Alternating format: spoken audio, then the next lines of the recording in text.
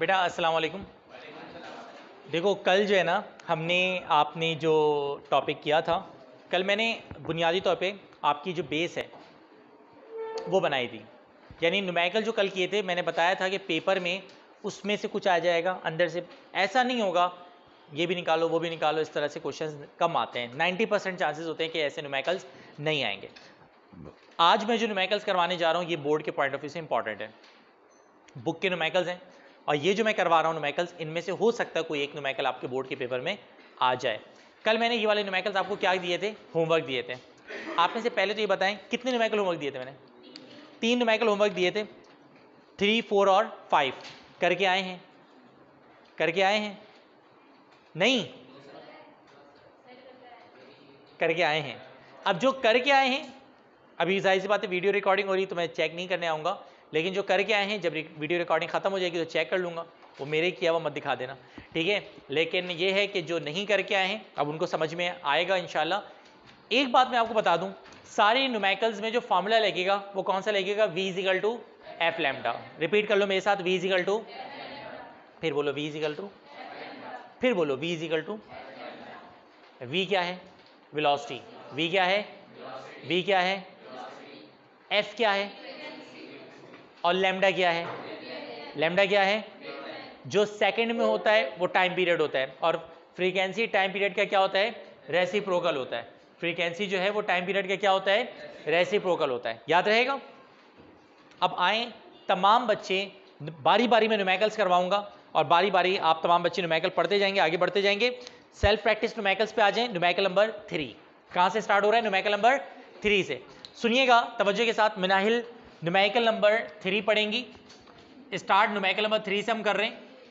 ये आपके होमवर्क थे, अगर आपने कर लिया है तो गुड है, नहीं किया है तो जाहिर सी बात है देखें मुझसे डेटा। न्यूमेरिकल नंबर 3 बॉयज, अब आवाज़ आनी नहीं चाहिए, तमाम बच्चों की नज़रें न्यूमेरिकल पे इस पे होनी चाहिए। जी है Minahil. What is the wavelength? अब मेरी बात सुनो, मेरी तरफ देखो। एक उसूल याद रखना, एक उसूल याद रखना कि जो निकालना होता है ना उसको हमेशा कहाँ लिखते हैं? लास्ट में लिखते हैं। जो निकालना होता है उसको हमेशा कहाँ लिखते हैं? लास्ट में। जहन में आ जाना चाहिए, उन्होंने जुमला कहा है what is the wavelength. What is the, इसका मतलब हमें क्या निकालना है? वेवलेंथ यानी लैम्डा निकालना है। जहन में ले लिए कि वेवलेंथ यानी लैम्डा निकालना है। आगे बढ़ो।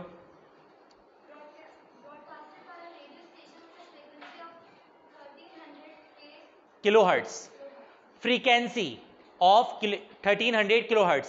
मेरी बात सुनो, किलोहर्ट्ज, इधर देखो, किलोहर्ट्ज लिखना बंद कर दो, तमाम बच्चे रजिस्टर बंद करो, अभी सिर्फ समझो ताकि कॉन्सेप्ट बने आप लोगों का, कोई लिखता हुआ नहीं पाया ना जाए। किलोहर्ट्ज, हर्ट्ज क्या गिवन है? ये फ्रीक्वेंसी क्या गिवन है? फ्रीक्वेंसी। अब देखें डेटा बनता किस तरह से, डेटा इस तरह से बनता है। आपको डीवी क्या है? फ्रीक्वेंसी। कॉमा डाल के क्या लिख देंगे? एफ। जरा बताओ फ्रीक्वेंसी की वैल्यू कितनी है?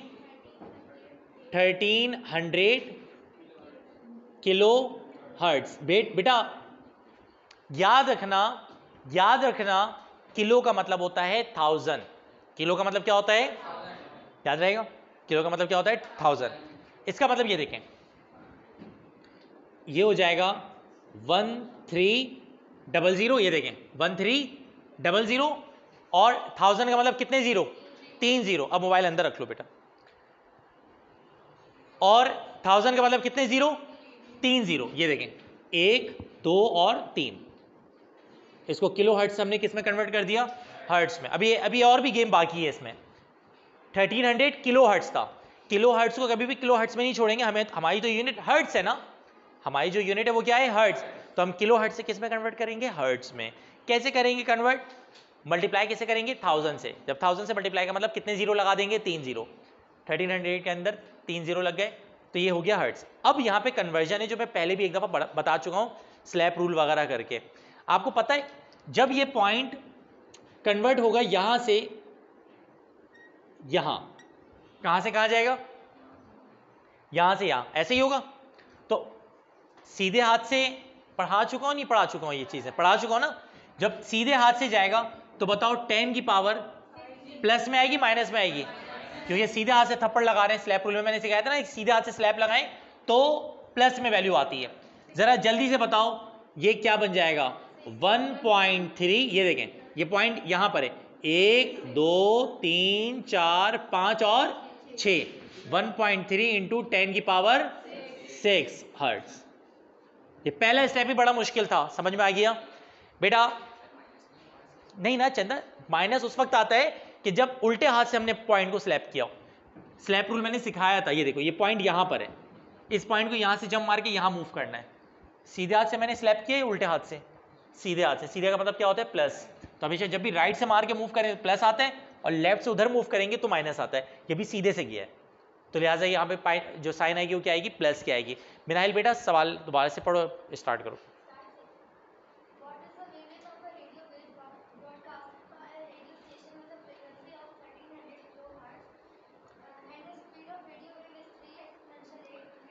स्पीड ऑफ, ये देखें, स्पीड ऑफ वेव दी हुई है। स्पीड ऑफ वेव किससे रिप्रेजेंट करेंगे जल्दी बताओ? v से। कितनी दी हुई है? 3 एक्सपोनेंशियल 8 मीटर पर सेकेंड। क्लियर? और उन्होंने स्टार्ट में बोल दिया है कि हमें निकालना क्या है बेटा? वेवलेंथ। यहां से पेपर में आने वाले न्यूमेरिकल से स्टार्ट हो गए। लैम्डा, जल्दी से बताओ लैम्डा क्या करना है? कैलकुलेट। बॉयज एंड गर्ल्स, ये क्वेश्चन नंबर कौन सा करवा रहा हूं मैं? 3। सॉल्यूशन जल्दी से बताइए। जब हम सॉल्व करेंगे, जब हम क्या करेंगे? सॉल्व करेंगे, तो हमारा फॉर्मूला कौन सा लगेगा? v is equal to F lambda. v is equal to क्या? F lambda. अब एक मिनट, हमें जो निकालना होता है ना उसको अकेला कर लो आप। दो तरीके कार हैं, या तो वैल्यू पुट करो उसके बाद अकेला करो, या तो पहले अकेला कर लो। मैं काम करता हूँ, अच्छा मेरा रूल है कि हमेशा मैं वैल्यू पुट कर देता हूँ, तो फिर नजर आने लग जाता है ना वो अकेला, तो इस वजह से उसके बाद अकेला करता हूँ। v की वैल्यू बताओ क्या आएगी? 3 एक्सपोनेंशियल 8, सामने देखो ना v की वैल्यू। f की वैल्यू कितनी आएगी? 1.3 एक्सपोनेंशियल 6, और क्या आ गया? लैम्डा। मेरा बेटा जल्दी से मुझे बताओ हमें क्या निकालना है? लैम्डा। वेवलेंथ निकालनी है, मतलब क्या निकालना है? लैम्डा। लैम्डा के साथ ये वैल्यू यहाँ पे क्या कर रही है? वहां जाके क्या करेगी?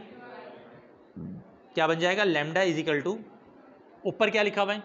3 एक्सपोनेंशियल 8, मैंने साइड पलट दी है। 3 एक्सपोनेंशियल 8 और डिवाइड में क्या आ जाएगा?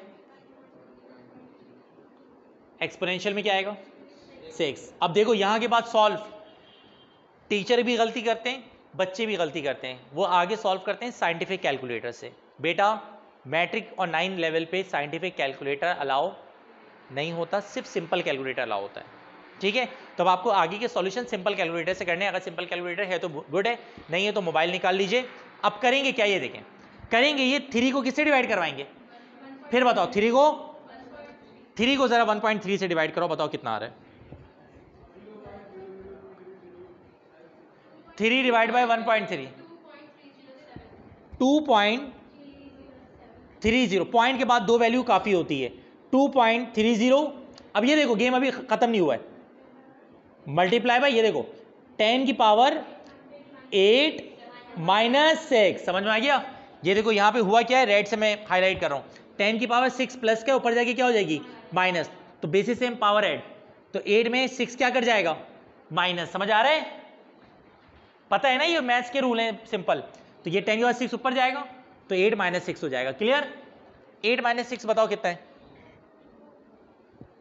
तो लैम्डा का आंसर आ गया 2.30 इंटू 10 की पावर क्या? 2 हर्ट्ज। हमारा ये आंसर आ चुका है। मैं देखता हूँ नोट्स में या बुक में किस तरह रिप्रेजेंट किया आंसर को, तो हम वही करेंगे। हो सकता है उसको मल्टीप्लाई कर दिया गया हो। 230.76। अच्छा अब उन्होंने क्या किया है? अब देखो उन्होंने जो हरकत की है या उन्होंने जो स्टेप किया है वो ये किया है, ये तो आप लोगों को समझ में आ गया। वैसे एक आपस की बात बताऊं, अगर इस आंसर को आप यहां छोड़ दो बिल्कुल भी गलत नहीं है, लेकिन हमारे पास 2.307 आंसर आ रहा था। मैं फिर बता रहा हूं, आप इस वैल्यू को यहां पे छोड़ दो कोई फर्क नहीं पड़ेगा। लेकिन एक बात बताओ, 10 की पावर 2 का मतलब क्या होता है? 100। Very good. 10 की पावर 2 का मतलब क्या होता है? 100। इसका मतलब हम 2.307 को किससे मल्टीप्लाई करेंगे? 100। अगले स्टेप में बन जाएगा। वैसे आंसर ये आ चुका है, लेकिन हम फॉर्मेलिटी पूरी कर रहे हैं। 2.307 इंटू क्या कर देंगे? 100 मल्टीप्लाई बाय 100 कर दो, ये बन जाएगा 230 0.7 मीटर और ये हमारा लैम्डा का आंसर आ गया। अगेन मैं रिपीट कर रहा हूं, मैं अगेन बता दूं, हमारा ये वाला जो आंसर आया था ये भी क्या था, सही था, इसमें कोई मिस्टेक नहीं है। ये आंसर निकाल के दें या ये आंसर निकाल के दें, बात क्या होगी, एक ही होगी, क्योंकि बुक में ये आंसर दिया हुआ, इस वजह से मैंने ये निकाल के दिया है। बेटा ये बताओ समझ में आ गया क्वेश्चन नंबर 3?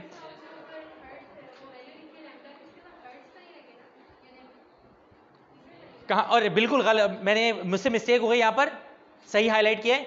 ये जो लैम्डा है यहाँ पे यूनिट क्या लगेगी, मैंने गलती से यहाँ पे हर्ट्ज लगा दी थी, मीटर, यहाँ पे यूनिट क्या आएगी, मीटर। बेटा क्लियर है? मुश्किल तो नहीं है वाला सवाल। ये न्यूमेरिकल नंबर कौन सा था, 3। जल्दी से राइट डाउन करो, उसके बाद हम आगे बढ़ेंगे। राइट डाउन कर लो जल्दी से।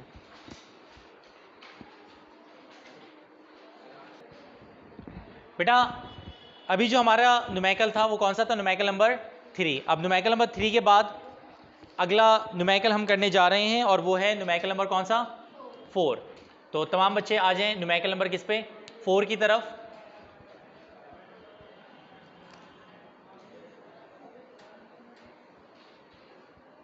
ये 1.3 एक्सपोनेंशियल 6 है ना।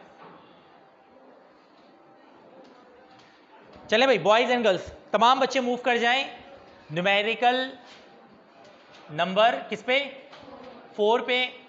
और न्यूमेरिकल नंबर 4 का हम सबसे पहले एज यूजुअल क्या बनाएंगे, डेटा बनाएंगे। आइए मिल बांट के न्यूमेरिकल नंबर 4 करते हैं। अजान हो रही है, चलें 1 मिनट रुक जाए, अजान खत्म हो जाए, उसके बाद हम कंटिन्यू करेंगे।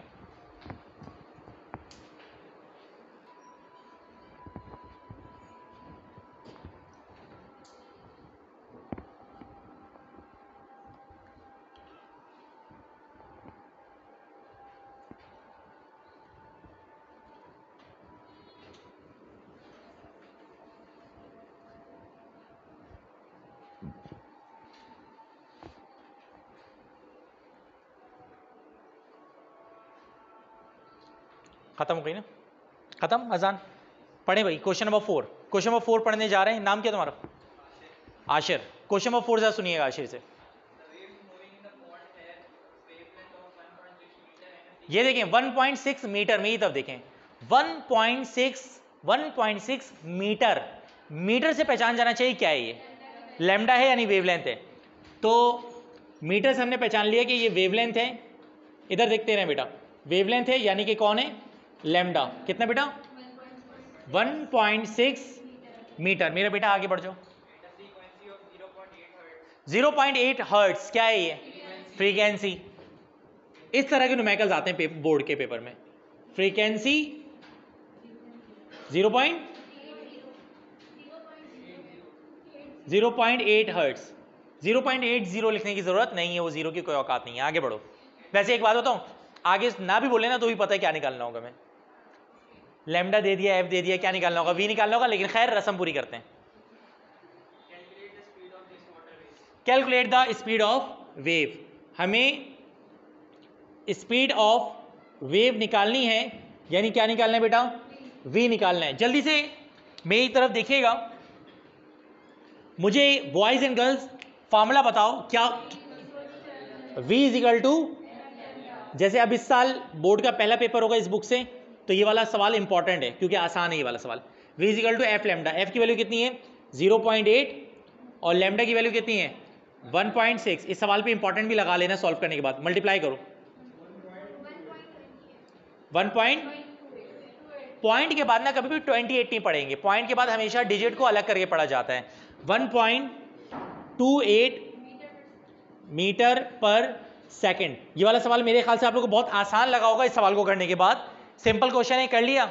अच्छा अभी अजान हो रही थी ना, तो अजान के दौरान हम लोग क्या हो गए थे, खामोश। अजान के दरमियान क्लास में टीचर का बोलना मना नहीं है, बच्चों की आपस में बातें करना भी मना होती है। अजान के मुतालिक इतना सख्त शरई हुक्म है, इतना सख्त शरई हुक्म है कि आपको पता है अगर आप कुरान की तिलावत कर रहे हो, किसकी तिलावत कर रहे हो, तो आपको पता है अगर अजान हो रही हो ना तो कुरान की तिलावत भी क्या कर देने का, बंद करने का हुक्म है। कुरान की तिलावत बंद कर दें आप, अजान हो रही है। और आपको पता है मेरी क्लास में बहुत नॉन मुस्लिम पढ़ते हैं, क्रिश्चियंस को मैंने देखा है, हिंदूज़ हैं, पारसी, हर मजहब का बच्चा और लड़का लड़की मुझसे पढ़ के गया है और पढ़ाया है मैंने ऐसे बच्चों को। मैंने अपनी ज़िंदगी में नोट किया है कि जो नॉन मुस्लिम्स होते हैं ना, वो हमारे इन मामलात की ज़्यादा अदब और एहतराम करते हैं। मेरी क्लास में बैठती थी, 3 लड़कियाँ आती थी, क्रिश्चियन लड़कियाँ थी। वो अजान होती थी दुपट्टा रख लेंगी, अजान होती थी दुपट्टा रख लेती थी, नौमतों पे क्रिश्चियन थी वो, अजान होती दुपट्टा। मैंने कहा यार तुम तो क्रिश्चियन हो, बोले सर लेकिन हम रेस्पेक्ट में रखते हैं। एक नाम नहीं लूंगा उस लड़की का, हिंदू लड़की थी वो। रमज़ान के दौरान अक्सर बेशतर मैंने देखा है कि वो कुछ ऐसा होता था, वैसे वो नौमतों पे बैठ के कुछ ना कुछ खा रही होती थी, बबल चल रहा होता था, रमज़ान के दौरान बंद। मैंने कहा अब तो नहीं खा रही तुम तो हिंदू हो। बोले सर रमज़ान के एहतराम में। अब आप देखो वो नॉन मुस्लिम है, उनका अपना मजहब है, उनका अपना अकीदा, उनका अपना नज़रिया है, लेकिन उसके बावजूद वो हमारे अजान का, हमारे रोज़ों का एहतराम कर रहे हैं। और कितना शेम है हमारे ऊपर कि हम मुस्लिम्स हैं और वो छुप के ऐसे करके बात कर रही है, उसके कांधे पे सर रख के टुक, वो समझ रही है कि मुझे नज़र ही नहीं आ रहा। वो उधर चुप करके लगे में, वो उधर चुप करके लगे में। अजान की पता है सबसे बड़ी वईद क्या है अजान के दरमियान चुप ना होने की? अब सुन लो, एक दफ़ा बात हुई है तो, जो शख्स आज़ान के दरमियान चुप नहीं होता, जो शख्स आज़ान के दरमियान क्या नहीं होता, चुप नहीं होता, खामोश नहीं होता, तो कहते हैं कि मरते हुए उसका ईमान छीन लिया जाता है, यानी वो काफिर होकर मरता है। आप मुझे एक बात बताओ, काफिर इतनी अय्याशी की ज़िंदगी गुजार रहा है, क्यों? वहाँ गुनाह सज़ा नहीं है। वो कहता है चलो भाई मज़े करो, ऐश यही दुनिया है, जो मज़े करने कर लो, है ना। हम लोग रुके में बहुत सारे ऐसे गुनाह जो हम करना चाहते हैं, दिल भी चाहता है हमारा करने का, लेकिन हम नहीं करते। क्यों? हम कहते हैं यार अल्लाह ताला गुनाह देगा, गुनाह मिलेगा, हम मुसलमान हैं, हम नहीं करेंगे, है ना। पूरी ज़िंदगी, और कितना आखिरत की कोई इंतहा नहीं है। एक दफ़ा मर गए तो ना ख़त्म होने वाली ज़िंदगी है। दुनिया ख़राब हो जाए ना, बचत है, एक ना एक दिन 60 साल, 70 साल, 75 साल, 80, 90 साल में जाके मर जाएंगे, जान छूटेगी, लेकिन आखिरत की कोई इंतहा है नहीं। एक दफ़ा जो वो ज़िंदगी स्टार्ट हो गई तो उसका कोई एंड नहीं है, उसका कोई आखिर नहीं है, सिरा नहीं है। तो अगर कितना बदनसीब होगा वो शख्स कि जो शख्स मरते हुए उसका ईमान छीन लिया जाए और वो मरते हुए काफिर होकर मर जाए। कहते हैं जो शख्स आज़ान के दौरान खामोश नहीं होता, मरते हुए उसका ईमान क्या हो जाता है, सलब कर लिया जाता है, छीन लिया जाता है, उसका ईमान ज़ाया हो जाता है। इतनी बड़ी वईद है। अब आप इससे समझ लें, हमारे क्या है, मैच हो रहा है या ड्रामा चल रहा है कोई, आवाज़ बंद कर देंगे, और हमारे दिल में पता है क्या होता है, जल्दी अजान ख़त्म हो, सीन निकल रहा है, आवाज़ बंद करना ज़रूरी है। वो देख रहे हैं, वो दिल वही है, मतलब उसूली तौर पर टीवी बंद कर देना चाहिए, लेकिन हमारे नहीं होता। अजान का एहतराम समझ लें, यहाँ से इतना एहतराम है।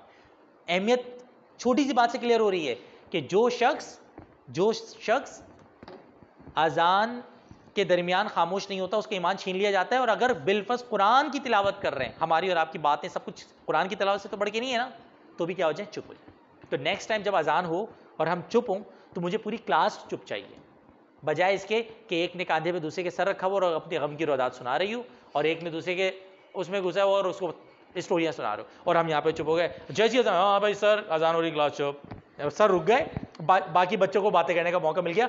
तो ये ऐसा नहीं है कि इंटरवल होता है, अजान के दरमियान चुप होना चाहिए।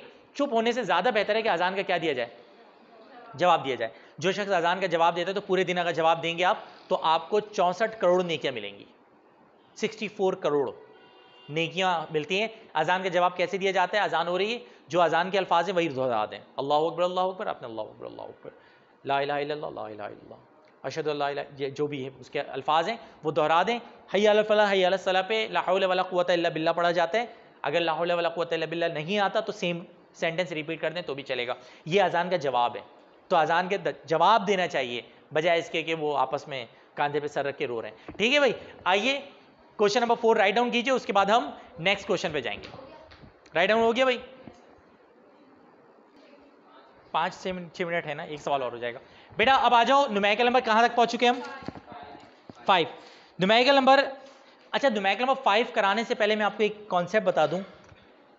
Wave per unit time, frequency का एक फार्मूला होता है वेव पर यूनिट टाइम, यानी number of wave per unit time. Number of wave per unit time का मतलब क्या होता है, फ्रीक्वेंसी। तमाम बॉयज एंड तमाम गर्ल्स न्यूमेरिकल नंबर 5 पे आ जाएं, जो शीट का न्यूमेरिकल नंबर 5 है, क्वेश्चन नंबर 5, यानी कि न्यूमेरिकल नंबर 5 पे आ जाएं तमाम बच्चे। हम पहले डेटा बनाएंगे और उसके बाद बेटा देखेंगे कि इस सवाल में क्या हो रहा है। तमाम बच्चे तवज्जो रखें, न्यूमेरिकल नंबर 5 जरा पढ़िएगा। क्या नाम है भाई? ईमान। ईमान न्यूमेरिकल नंबर 5 पढ़ रही हैं और तमाम बच्चे चुप करके सामने देखें जी। न्यूमेरिकल नंबर 5, इफ 50 वेव, इधर देखो, इफ 50 वेव, कितनी वेव? इसका मतलब हमें क्या दिया भाई? ये बताओ क्या दिया भाई? Number of waves. Very good. Number of waves को n से रिप्रेजेंट किया जा सकता है। नंबर ऑफ वेव कितनी दी हुई है? 50। नंबर ऑफ वेव यानी 50। आगे इन 10 सेकेंड्स। इधर देखो, टाइम कितना है? 10 सेकेंड्स। ये वाला सवाल बड़ा मजेदार है वैसे, और इंपॉर्टेंट सवाल भी है।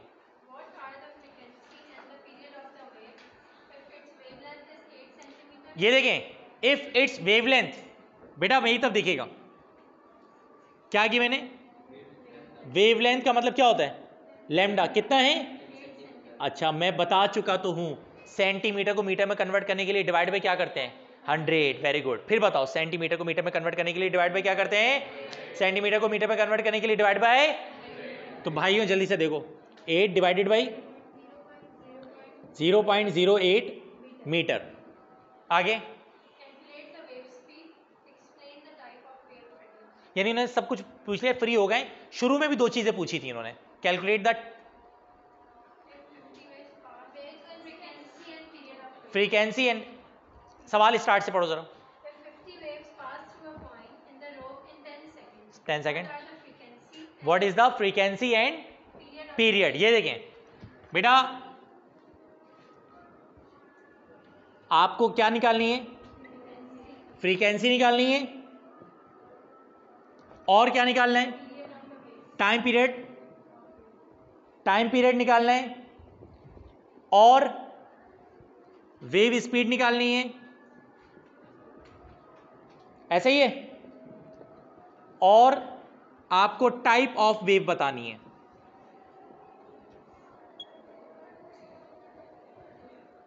और आपको क्या बतानी है बेटा? Type of wave. मेरा बेटा मैं इधर देखते रहूं। सबसे पहले सॉल्यूशन में फ्रीक्वेंसी का फॉर्मूला लगेगा। याद रखना, फ्रीक्वेंसी का फॉर्मूला होता है number of wave per unit time. ये फ्रीक्वेंसी का फॉर्मूला होता है। क्या होता है? थक गए आप लोग? तो बताओ क्या होता है formula? Number of wave per unit time. बताओ क्या होता है फॉर्मूला? नंबर ऑफ वेव कितना है? टाइम कितना है? जल्दी से बताओ फ्रीक्वेंसी कितनी आएगी? चेक करो आंसर। 5 दी हुई है। अच्छा, अब एक और चीज, टाइम पीरियड का फॉर्मूला मैं पहले भी बता चुका हूं। Time period is the reciprocal of frequency, 1/5। जरा करो 1/5। 0.2 सेकेंड्स। 0.2 सेकेंड्स। इसको मैं पूरा लिख दूं सेकेंड, वरना 5 लग रहा है ये। 0.2 सेकेंड्स। मेरा बेटा अभी गेम खत्म नहीं हुआ। इधर देखें, एक सवाल करना चाहता हूं मैं आपसे, इजाजत है? टाइम पीरियड 0.2 सेकेंड है, स्पीड ऑफ वेव निकालनी है। क्या फॉर्मूला लगाऊं? v equal to F. बताओ कितना है? 5। और लैम्डा 0.08। मल्टीप्लाई करो, 0.4 मीटर पर सेकेंड। बोलो मुनासिब हो गया? टाइप बताएंगे कौन सी टाइप है, किस टाइप की वेव है ये? भाई स्कूल में पढ़ते हो नहीं पढ़ते तुम लोग? Radio wave.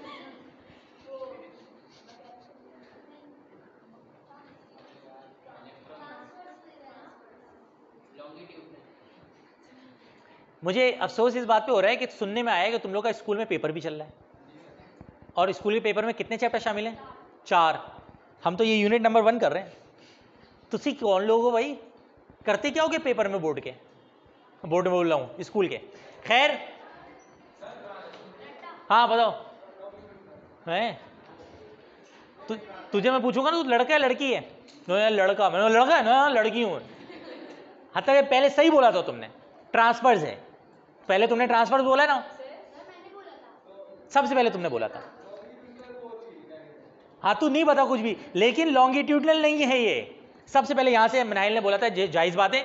जो टाइप ऑफ वेव है,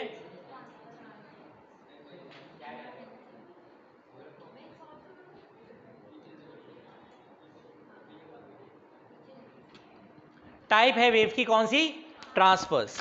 ये ट्रांसवर्स वेव होती है जिसके अंदर ये सारे सीन चलते हैं, लॉन्गिट्यूडनल नहीं होती। क्लियर है मेरा बेटा? एनी मुश्किल सॉल्व करें और फिर आगे बढ़ते हैं इंशाल्लाह। तमाम बच्चे कर लें इसे। आज मैं 5 तक कर गया। अच्छा अब होमवर्क ले लो, 6, 7, 8, 9 होमवर्क है। कौन कौन सा होमवर्क है? 6, 7, 8 और 9। तो 8, 9 नहीं करना, मैं करवा दूंगा। वैसे तो 6, 7 में मैं ही कराऊंगा इंशाल्लाह। नेक्स्ट लेक्चर में मिलते हैं। अल्लाह हाफिज़।